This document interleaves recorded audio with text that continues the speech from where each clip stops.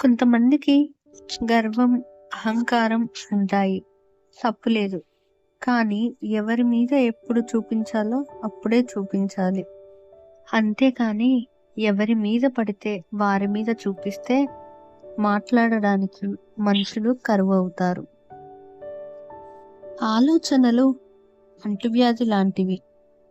మనం నెగిటివ్గా ఆలోచించడం మొదలు పెడితే నెగిటివ్గానే వస్తాయి. పాజిటివ్గా ఆలోచించడం మొదలు పెడితే పాజిటివ్గానే వస్తాయి. నీ కోసం ఏడ్చేవారు ఉంటే నీ అదృష్టంగా భావించు. నిన్ను చూసి ఏడ్చేవారు ఉంటే వారిలో లేని గొప్పతనం నీలో ఉందని సంతోషించు. ఎదుటివాడికి బాగా సంపద ఉందని నీకు లేదని ఎన్నడూ బాధపడకు. నీ దగ్గర నిజాయితీ లేనప్పుడు మాత్రమే బాధపడు.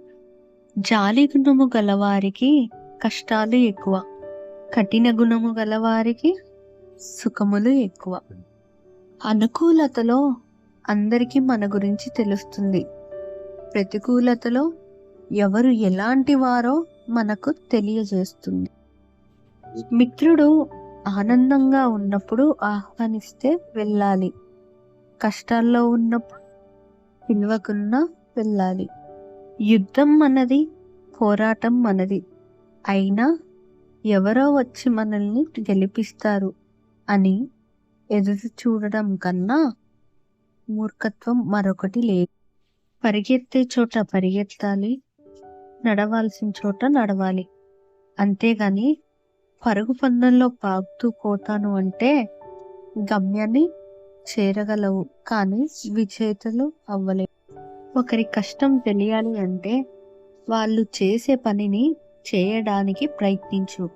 అందులో నీ కష్టం నీకు పూర్తిగా అర్థమవుతుంది.